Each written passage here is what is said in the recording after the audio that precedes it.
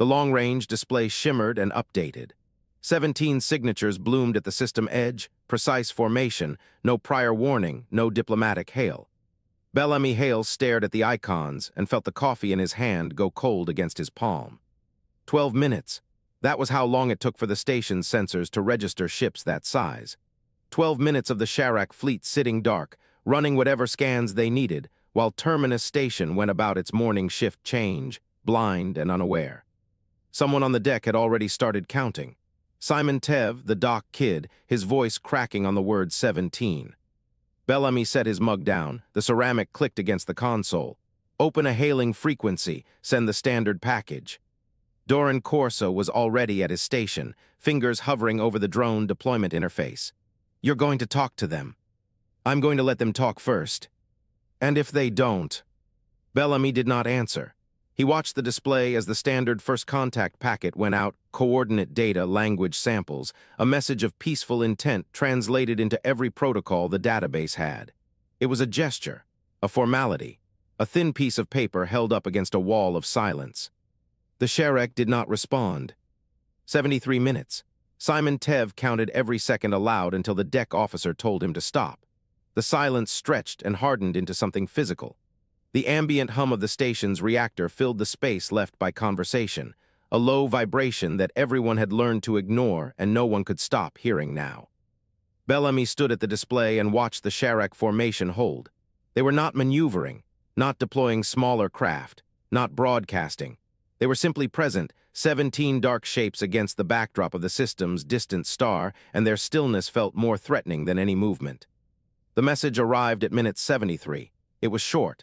A demand for the station's resource inventory, population count, and defensive capability. No greeting, no indication of intent. A deadline of 6 standard hours. Bellamy read it twice. Then he set the datapad face down on the console and pressed his palms flat against the edge of the table. Doran was beside him before he could lift his hands. 4,000 railgun drones in the belt. I can deploy a saturation pattern, hit them before they finish whatever they're doing. You don't know what they're doing. I know they didn't send a greeting. I know they asked for our defenses. That's not a negotiation. That's a target assessment. It's an assessment of us. Bellamy turned to face him. And if we fire first, we confirm what they're probably already assuming, that we're aggressive, irrational, and dangerous enough to justify a preemptive response. Doran's jaw tightened, his thumb tapped against his thigh. Aren't we? Bellamy held his gaze. We're a colony with no real warships and a railgun network that took 2 years of improvised engineering to build. 1 shot per platform, no terminal guidance. We fire at the wrong target and we've spent our only advantage on a demonstration. Then what do you call this? Doran gestured at the display. Waiting for them to decide our value. I call it buying time. The smell of Doran's jacket hit Bellamy, ozone, and machine oil, the residue of a man who lived inside a turret and dreamed in firing solutions. He was a good engineer. He was a terrible diplomat. And right now Bellamy needed both of them in the same room. I need options, Bellamy said. Not a first shot. Go check your deployment matrix. Give me firing solutions that don't commit us to a full engagement. Doran held his anger for a long moment. Then he turned and walked to the far console, his footsteps sharp against the deck plates. Miriam Wendell was in the corner.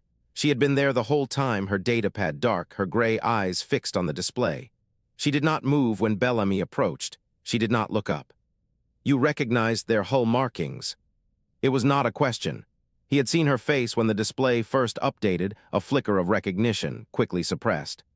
Osavarn Trade Records, she said. Her voice was quiet, the tone she used when she was reading something she wished she could unread. Fragments, third-hand reports. The symbol on their lead vessel belongs to a predatory syndicate, flagged by 3 species as high risk. Flagged how?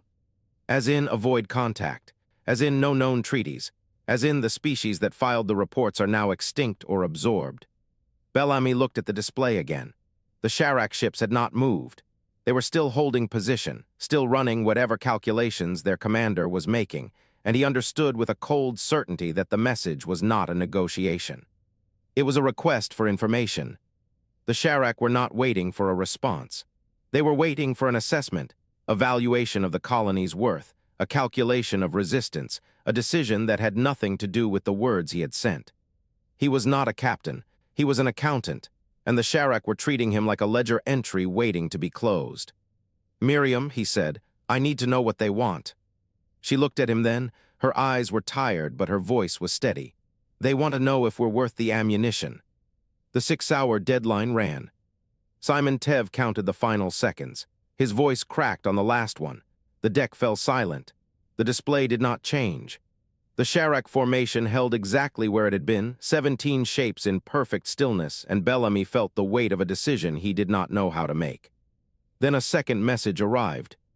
It was not a negotiation. It was not a threat. It was a single word in translated human language. "Compliance." And the lead ship began to move. The bioluminescent displays pulsed in slow rhythm. Analyst Kret watched data stream across 17 tactical feeds, his attention fractured into threads that wove and separated without conscious effort. The human kinetic platforms were exactly as predicted. Single shot, no guidance, no warhead, 4,000 of them arranged in a drifting shell around the station. He dismissed 83% as irrelevant to fleet operations. The remaining 17% demanded his focus. They were not firing at random.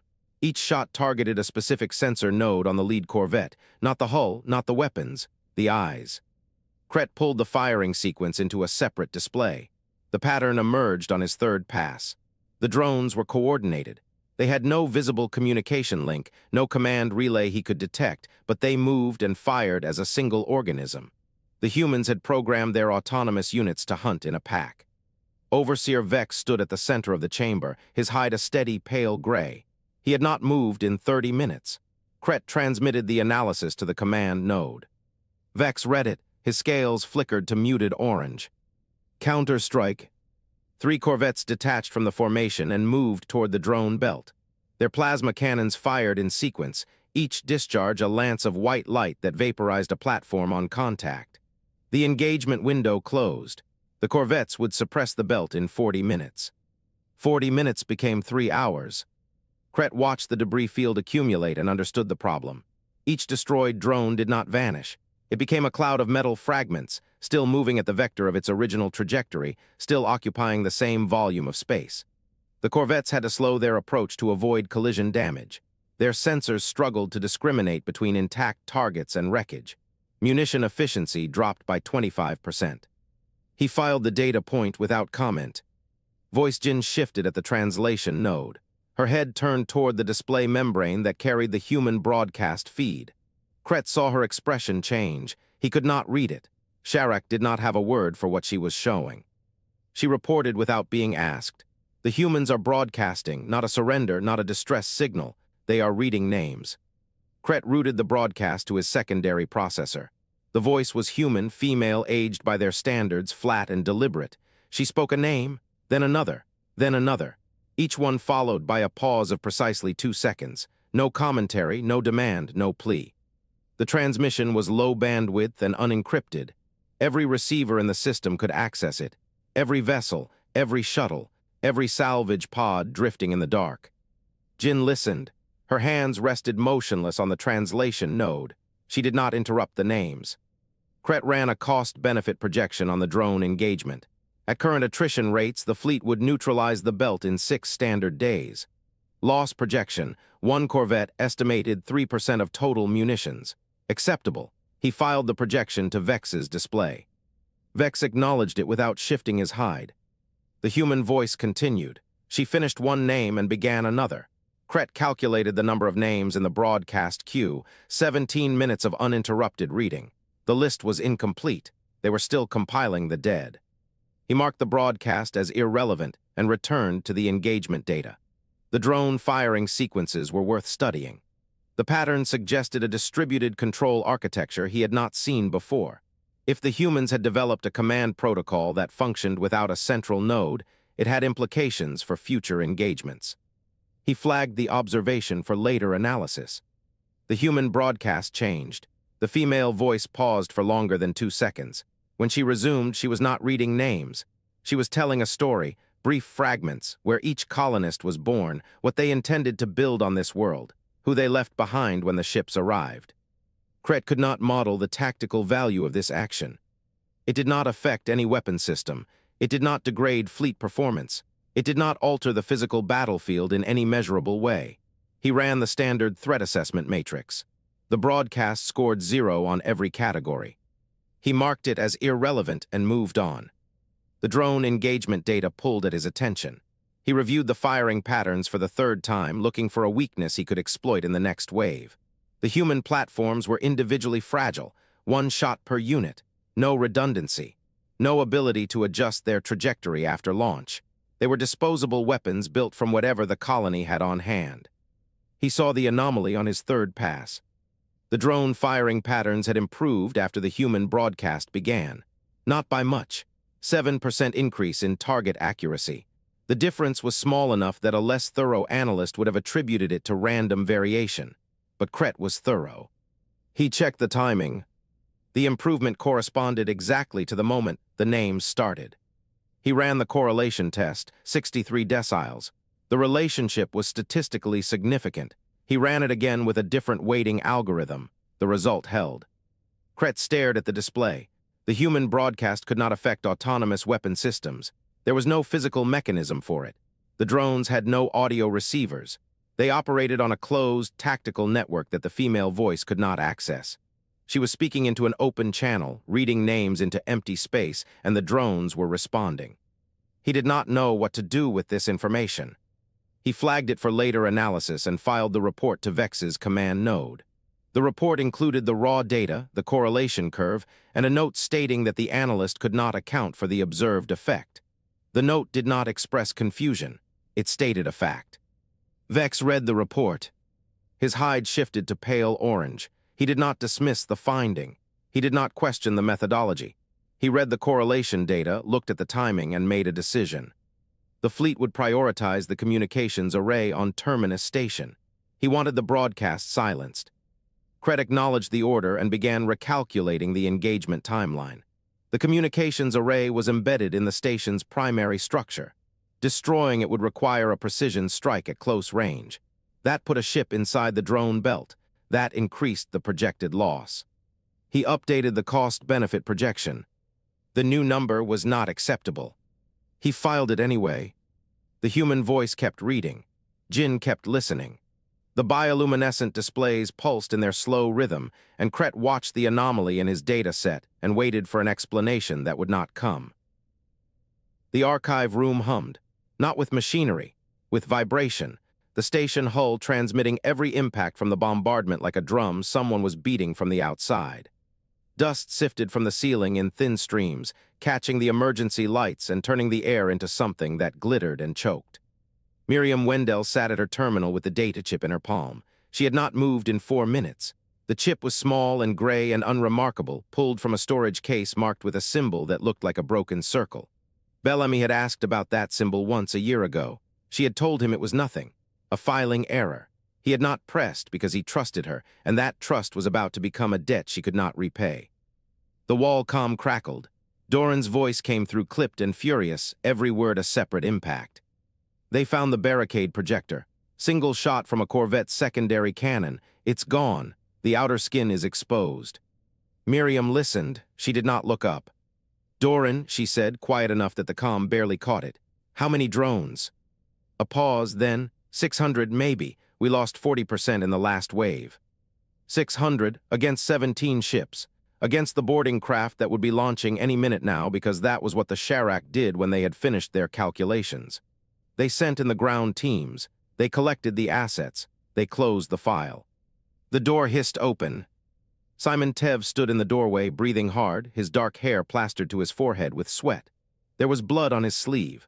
A long gash ran from his elbow to his wrist, and he had not noticed it yet. His eyes were fixed on her face.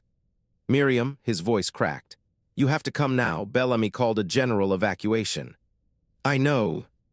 There's a shelter. We have to. I know, Simon. She did not move. The data chip sat in her palm like a seed waiting for soil. The station shook again. Something above them gave way, a support strut maybe or a conduit housing. The sound was wet and metallic and wrong. Simon flinched. Miriam did not. Miriam, please. She looked at him then, 19 years old, born on this station, raised in its corridors, taught by its engineers and its cooks and its old woman who kept the archives. He had never seen a war. He had never seen a hostile alien ship until 3 days ago.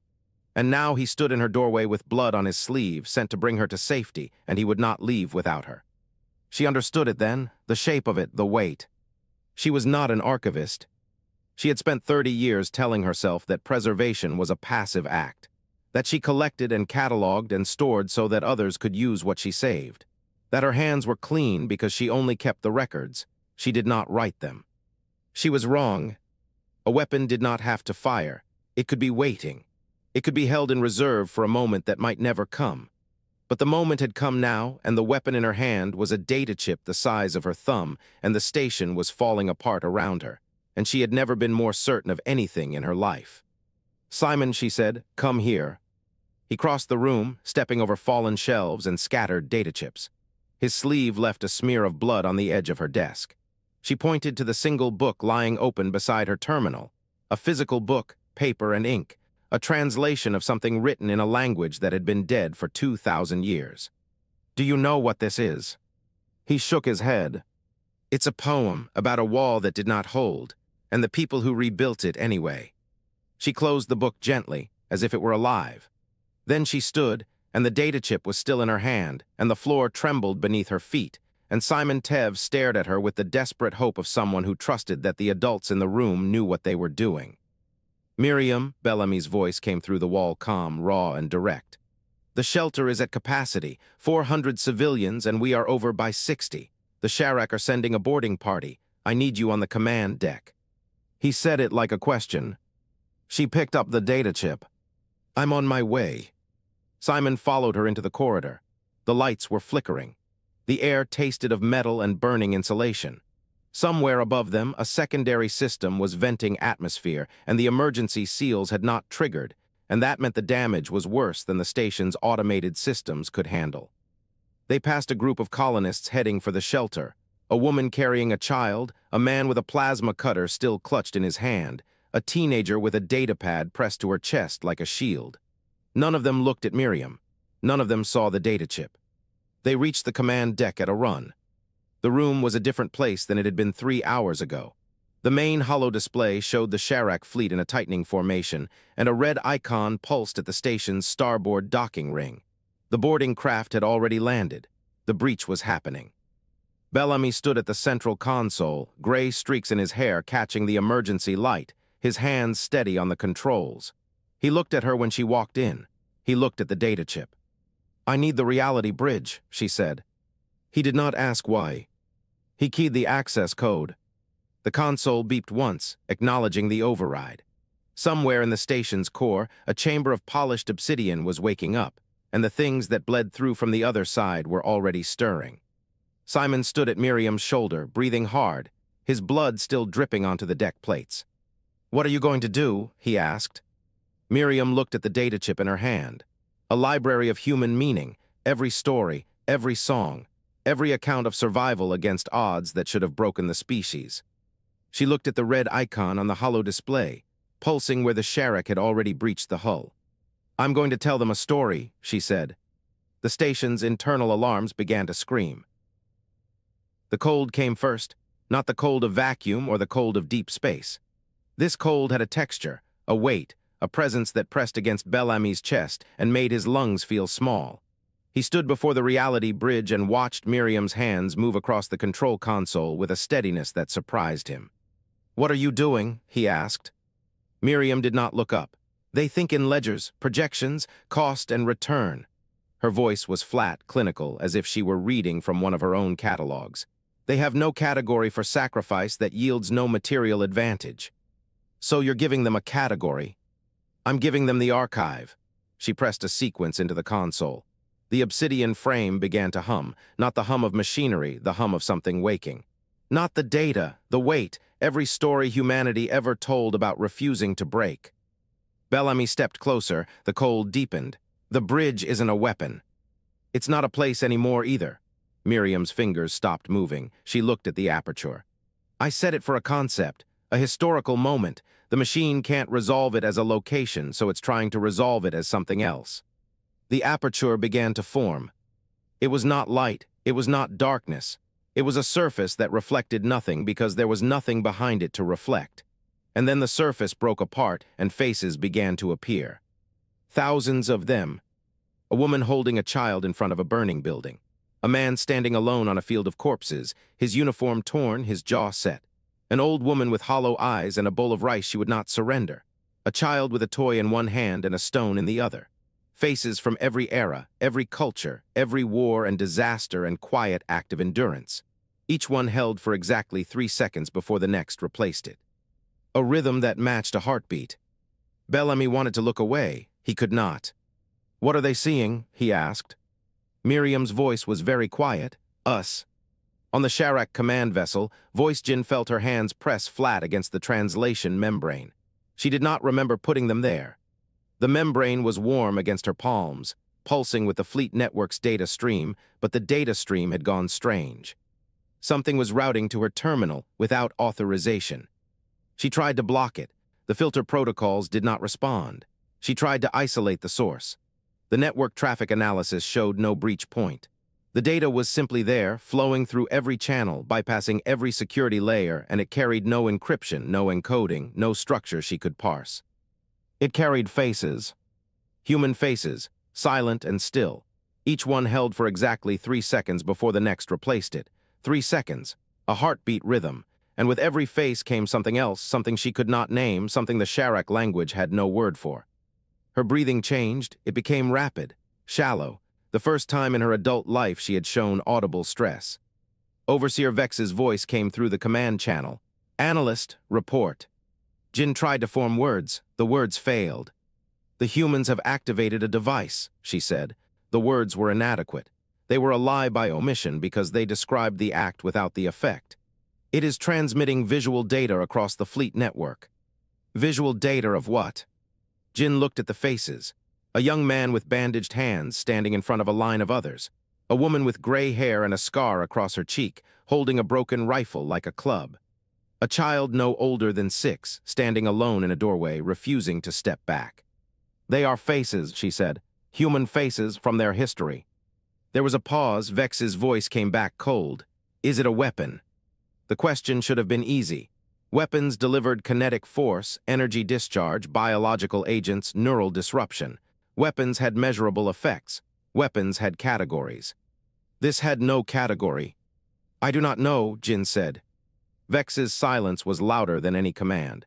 "The boarding party has reached the station's core. They will secure the device. Stand by for damage assessment." Jin did not respond. She could not stop watching the faces. 3 seconds. A mother pressing her child into a cellar and turning to face the door. 3 seconds. A man with no shoes walking into a blizzard, dragging a sled behind him. 3 seconds. A woman whose eyes held no fear, only an exhaustion so deep it looked like peace. The Sharak language had no word for what she saw. She searched her training, the linguistic databases, the historical records of extinct species, collapsed civilizations, broken treaties. None of them contained a comparable data point. No species had ever produced a device that transmitted emotional weight across a military network with no encryption, no encoding, no apparent tactical purpose. It was a weapon that worked through testimony, and the fleet network could not filter it, because no filter existed for something that did not match the schema of known threats. Jin's hands trembled against the membrane. She watched the faces. She watched the 3-second rhythm. She watched the thing that should not exist, and she realized that every one of those faces belonged to a species that should have broken. They did not break. She could not model this. She could not file it. It was the first thing in her life that had no category, and the lack of a category was worse than any threat she understood. The boarding party reached the reality bridge chamber. Bellamy heard the boots before he saw the soldiers. Heavy, deliberate. The sound of creatures who had never been taught to move quietly because they had never needed to. He stood in front of the aperture, his back to the faces, his hands empty. The lead Sharak soldier stopped 3 meters from him. Its scales were mottled orange. Its weapon was raised. Bellamy did not raise his hands. He did not step aside. "If you fire," he said, "you will be in every one of these stories." The soldier's weapon did not lower, but the soldier did not fire. It stood there. Its scales shifted from orange to pale gray. Its eyes moved past Bellamy to the faces in the aperture, and something in its posture changed. A tension that was not aggression, not fear, but the same thing Jin felt on the command vessel. The absence of a category. The fleet network carried the hesitation to every ship. 3 seconds. A woman reading names into a recorder. 3 seconds. A man rebuilding a wall with his bare hands. 3 seconds. A boy standing in front of a door, his fists clenched, his breath visible in the cold. Bellamy looked at the soldier and saw something he had not expected.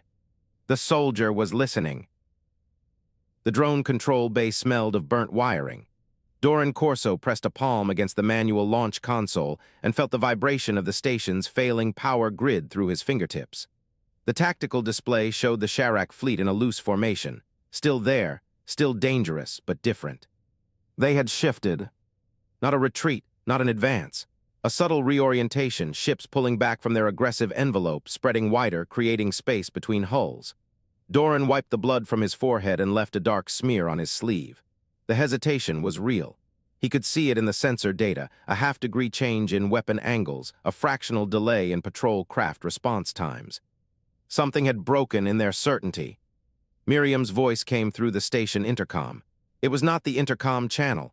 She had overridden the whole station network, every speaker, every helmet comm, every open frequency. Her voice filled the drone bay like water filling a hull. She was not reading names anymore. She was telling a story. A colony founded on a world that should have killed them, with an atmosphere that corroded their lungs and soil that poisoned their crops. They lost half the settlement in the first winter. The survivors buried the dead. Then they built a greenhouse from the wreckage of their lander. Then they planted seeds. Then they ate food grown in the dirt that had killed their neighbors. Doran listened with his hands flat on the console. The story had no hero. It had no victory. It just had people who refused to stop. Another story followed. A city that burned when a refinery exploded. 40,000 dead. The survivors did not leave. They rebuilt on the same ground, and they put a memorial in the center of the new city square. Every year they gathered and read the names. Every year more names were added, births, not deaths, and they read those too. The dead and the living in the same breath. Doran's thumb tapped against the launch button. 600 drones waited in their racks. He had designed them for precision, for a clean kill, for a battle he could win with math and velocity. Miriam was doing something else. She was building a door instead of a wall. She was placing the Sharak inside the story. Not as enemies, as witnesses, as participants in a narrative that had been running for 10,000 years and would keep running whether they won or lost. Every Sharak who heard her voice was no longer an outside observer. They were part of the tale now. There was no way to step back out once you had heard the words. The tactical display flickered. 3 Sharak ships broke formation.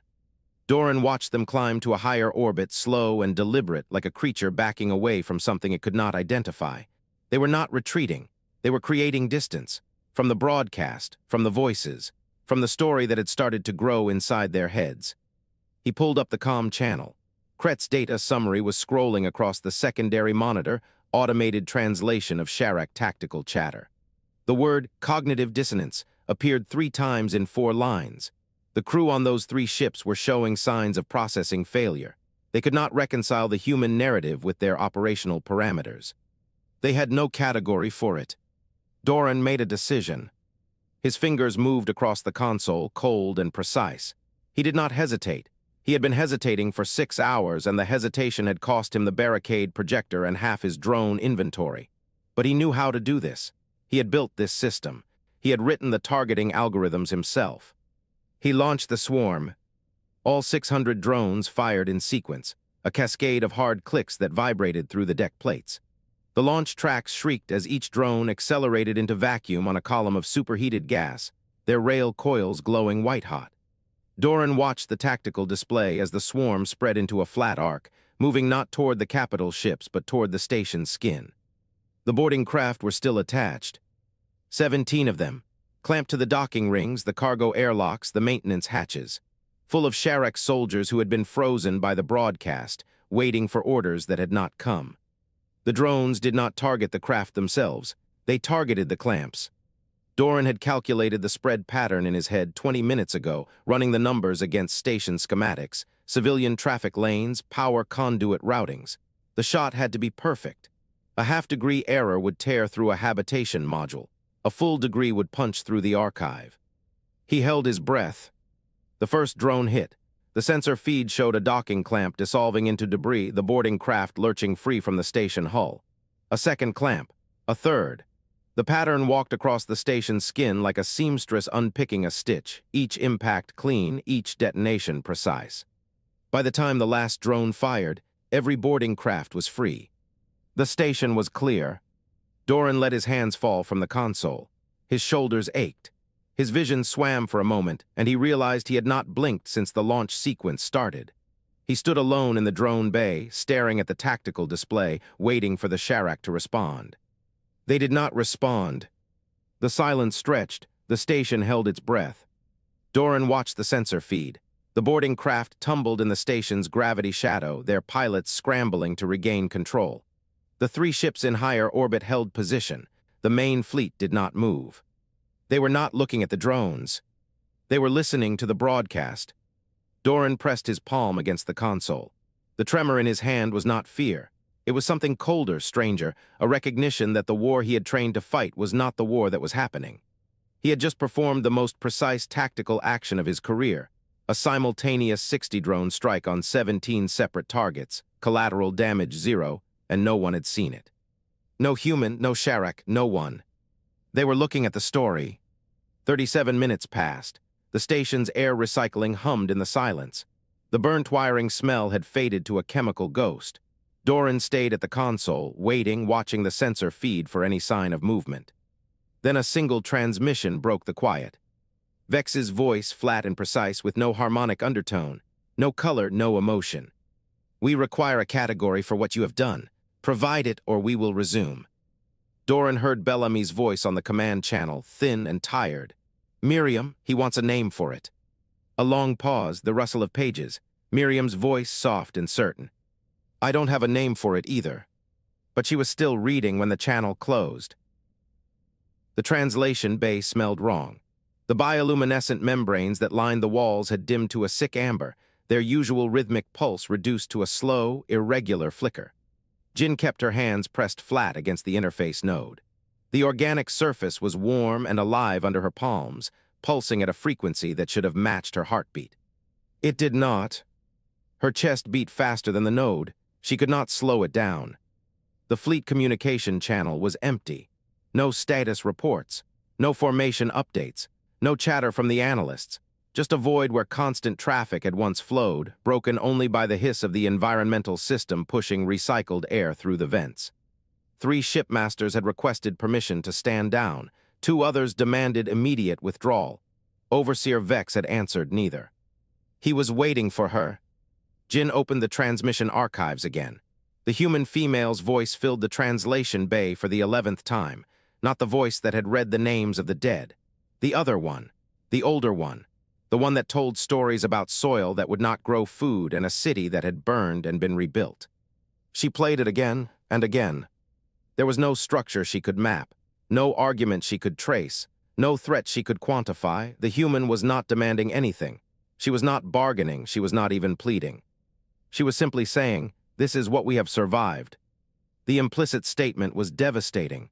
You cannot break what has already been shaped by loss. Jin's hands trembled against the node. The interface registered the tremor and tried to compensate, adjusting its pulse to match her. She pulled back. The compensation was worse than the dissonance. Her private terminal chimed, "Cret." She opened the message. No greeting, no preamble, just raw data and a single line of text at the bottom. 32% reduction in fleet cohesion. Rising. The model cannot explain the mechanism. She stared at the number. 32%. A third of their operational effectiveness gone, not to a weapon, not to a countermaneuver, to a voice reading stories about dead colonists and poisoned crops. She wrote her report for Vex. Her claws clicked against the interface as she composed each sentence, and she deleted and rewrote and deleted again until her hands cramped. There was no vocabulary for this. The Sharak language had words for threat assessment, resource allocation, tactical advantage. It did not have words for what the humans had done. She wrote anyway. They are not signaling a message. They are being a message. There is no distinction between the transmitter and the transmission. We cannot separate the weapon from the species. She sent it, the terminal confirmed delivery. Then she stood in the dim translation bay and waited. The reply came in under 3 minutes, a summons. The command chamber felt wrong. The membranes here were dimmer than in the bay, their light reduced to a weak gray that made the space feel smaller. Vex stood at the central display, his back to her, his hide a strange, uncertain brown she had never seen before. Not the mottled orange of irritation, not the deep crimson of the hunt. Brown, the color of a system that had no answer. He did not turn when she entered. He said nothing. He just tapped the display and her report appeared on it, her words glowing against the dark surface. He read it for a long time. Then his hide went still, complete stillness. No color shift at all, a sign of total internal paralysis. She had seen a wounded Sharak do this once, moments before death, when the body had no more resources to allocate. Vex turned, his eyes met hers, his voice was flat. Hold position, do not engage. I am requesting syndicate review. The words landed in the silent chamber like stones. Jin heard them and felt something shift in her chest, a loosening of tension she had not realized she was holding. The order was unprecedented. A Sharak commander did not stop an engagement to ask for permission. That was not how the syndicate worked. But the syndicate had never met a species that used its own history as a defensive grid. Jin watched Vex transmit the request. His claws moved slowly, deliberately, and when he finished he stood at the display with his hands at his sides, not looking at anything. She realized what she felt, relief, quiet and deep, spreading through her chest like warmth. The thought terrified her. She was glad the humans had done this. She was glad the fleet had stalled. She was glad the syndicate would have to see the data and admit that their models could not account for what was happening in this system. That thought should not have existed in a Sharak mind. Loyalty was not optional. It was structural, woven into every layer of their social architecture. And yet she stood in the command chamber of her commander's vessel and felt glad that the humans had broken something she did not know could be broken. She said nothing. She stood silently and waited for the syndicate to respond. The message arrived 7 minutes later. It was short, encrypted, and it was not addressed to Vex. Jin saw it appear on the fleet-wide channel, bypassing the command hierarchy entirely, landing on every shipmaster's terminal at the same moment. She read it over Vex's shoulder. His hide went brown again and stayed there. Terminate engagement. Quarantine the system. No further contact with the human colony. The order came from the highest level of the syndicate. It was not a review. It was not a request for more data. It was a termination. Jin read the words again, and the relief in her chest curdled into something she could not name. A loss without a location. A wound without a source. The fleet would leave. The system would be sealed. No one would ever tell this story. The humans would vanish from Sharak records, written out of existence by an administrative order. And she would carry this moment forever. The moment she had watched a species fight not with weapons but with memory, and the moment her own chain of command had fled rather than face what that meant. Vex's hand moved to the fleet comm. His voice was flat. All vessels, acknowledge termination order. Prepare for system withdrawal. The acknowledgements came in. One by one, 17 confirmations. Jin stood in the dim chamber and watched the display change to a withdrawal trajectory, and she felt the translation node pulse under her hand, out of sync with her heart, and she knew she would never match its rhythm again. The cold glass of the viewport pressed against Simon's forehead, and he let it stay there, the only sensation that felt real. The emergency lights cast long shadows across the docking bay, painting the scarred deck in bands of amber and black. He watched the Sharak fleet through the transparency, his breath fogging the surface in slow pulses. 17 ships had come. The first one moved without warning. A single vessel broke orbit, angling away from the ecliptic at a steep ascent. It did not signal. It did not announce. It simply turned and burned for the dark, its drive plume a shrinking dot against the stars. Then another. Then 3 more. Simon pressed his forehead harder against the glass. They were not forming a line, not retreating in formation. Each ship chose its own vector, its own angle of departure, its own trajectory into the void. Like scattered seeds, like a panic that could not admit itself. Behind him, Bellamy's footsteps crossed the deck. The station commander stopped at Simon's shoulder, and Simon could smell the coffee on his breath, could see the tremor in the hands that Bellamy pressed flat against his thighs. "They're leaving," Simon said, His voice sounded like someone else's. Bellamy did not answer right away. He stood at the viewport and watched the scattering, his gray-streaked hair catching the emergency light. Not in the way we wanted. What way is that? The way where they come back. Simon turned from the glass. Miriam Wendell sat on a cargo crate 20 meters back, the data chip in her palm, her gray eyes fixed on nothing. The archive was gone now. She had distributed it across every station in the system during the broadcast, sent it through the reality bridge, through the comm relays, through every channel that still held a signal. She had made sure there would be copies. She had made sure the story could not be erased. The docking bay comm crackled. A voice emerged, and Simon recognized the harmonic undertone immediately. The one the humans found unsettling, the one that felt like a vibration in the bones rather than a sound in the ears. Voice Jin. The transmission was addressed to Miriam by name. We do not have a category for what you did. Simon watched Miriam's fingers tighten around the data chip. Her face did not change. We will not develop one. You will remain unclassified. This is our concession. The line went dead. No signature, no formal close, no diplomatic courtesy that the Sharak had used in their first ultimatum. Just a species admitting it had no box to put humanity in and walking away from the attempt. Simon looked at Bellamy. What happened? Bellamy's hands were still shaking. He folded his arms to hide it. We didn't win a military victory. Then what did we do? The commander was quiet for a long moment. The reality bridge hummed somewhere in the station's depths, a low thrum that had become the new heartbeat of the colony. Simon could feel it through the deck plates. We made them unable to complete their own calculation, Bellamy said. The Sharak run on ledgers, resource cost, casualty projection, probability of successful annexation. They weigh every operation against a threshold of acceptable loss, and we broke that threshold. How? By being unquantifiable. Bellamy's voice was flat, tired, the voice of a man who had stopped being surprised by the things he had to say. Every story Miriam told was a real loss, a real death, a real moment of breaking. The Sharak's models could not account for a species that had already survived worse than anything they could deliver. The cost of conquest became unquantifiable. And for a species that runs on ledgers, an unquantifiable cost is an unacceptable one. Simon turned back to the viewport. The last Sharak ship was breaking orbit now, its drive plume burning a line of white across the darkness. He watched it grow smaller, felt the cold glass against his skin, tried to understand what he had survived. The comm crackled again. Doran's voice this time, flat and clipped, the voice of a man working through exhaustion. I'm in the drone bay, got 6 working units left, the rest are debris. Simon did the math. 600 drones launched, 6 returned. The rest were scrap drifting in the void, the wreckage of Doran's swarm architecture, the physical cost of the defense. The hardlight barricade is gone, Doran continued. Generators slag, no repairing it. The reality bridge is cycling unstable, it's bleeding images from timelines that should not intersect. I'm looking at a frame that shows this station built out of crystal on a world with 2 suns. So that's a problem. Bellamy closed his eyes. Casualties.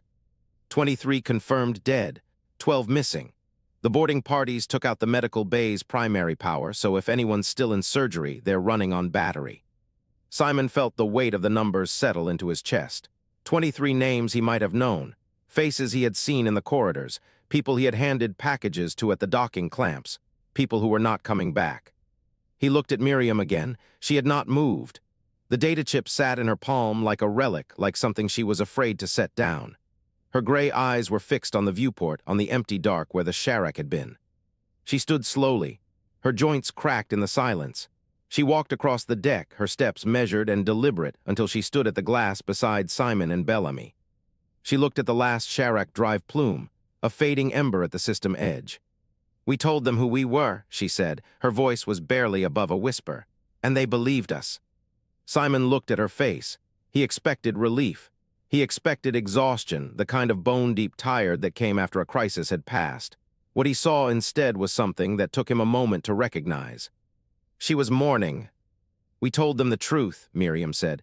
Every story I broadcast was a real event, a real famine, a real war, a real collapse. Every face they saw had lived through something that should have broken them. We did not lie. Simon understood then. The weapon had worked because it was authentic. The Sharak had believed because the humans were not inventing. They were reporting. They were telling the galaxy exactly what humanity had survived, and the catalog of that survival was not a list of triumphs. It was a list of graves. "The cost of being unclassified," Miriam said very quietly, "is that we have to carry everything we showed them and keep carrying it, because if we stop, if we forget, we become something they can quantify again." The reality bridge thrummed louder. The deck vibrated under their feet. A low hum built in the walls, the sound of aperture cycling without command, the sound of something waking up. Simon pressed his hand against the viewport. The glass was cold, the only sensation that felt real. The bridge spiked. The sound changed, dropped in pitch, deepened into something that pressed against the chest, that vibrated in the teeth, that felt like standing next to a subwoofer at full volume. The emergency lights flickered. The deck plates buzzed. The aperture opened. Simon turned. The reality bridge frame sat at the far end of the docking bay, a dark oval of polished obsidian that reflected nothing. It was active now. It was open wider than it should have been, wider than Miriam had ever programmed it, bleeding light that was not light from a space that was not space. The display flickered. A single word appeared. The characters were not human. They curved in ways that human letters did not curve. They spiraled inward toward a center point that seemed to pull the eye. They carried a geometry that felt older than language. Simon could not read it. Bellamy could not read it. Even Miriam, who had spent 30 years cataloging human script and alien script and dead script, stared at the word with her mouth open, her data chip hanging loose in her fingers. The station's translation system, the same system that had interpreted Sharak ultimatums and Ossivarn trade requests and Skarath greeting protocols, cycled through its lexicon. It found no match. It tried again. It cross-referenced every known language in the archive, every dialect, every dead tongue, every fragment recovered from extinction-coded worlds. Nothing. Then the station system did something Simon had never seen it do before. It learned. The display flickered. The characters resolved into standard, line by line, as if the signal itself was teaching the translators how to read it. Classification received. Simon felt the cold from the viewport spread through his body. He read the line again, then the next. "We have been waiting." The transmission held for 3 seconds. A pause, a heartbeat. The same rhythm Miriam had built into every story she broadcast, the 3-second span of human attention, the pulse of a species that spoke in time to its own blood. The display flickered one final time. "The galaxy has been paying attention. We have questions." The transmission ended. The reality bridge frame went dark. The low thrum faded from the walls, and the emergency lights steadied, and the docking bay was silent except for the sound of 3 humans breathing in the dark. Simon looked at Miriam. She was holding the data chip so tightly that her knuckles had gone white. She looked at Bellamy. He had stopped shaking. Something had responded. Something that had been listening from the other side of the bridge, from somewhere the Sharak had never looked, from somewhere human science had not yet charted. The galaxy, it seemed, had indeed been paying attention. And it had questions. Miriam turned the data chip over in her palm. She looked at the empty viewport, at the stars that held 17 species she had never met, at the dark that now felt less empty than it had an hour ago. "Bellamy," she said. He turned. "We need to decide what to tell them." The station hummed around them. The reality bridge frame reflected nothing. And somewhere in a place that had no name in any human language, something was waiting for an answer.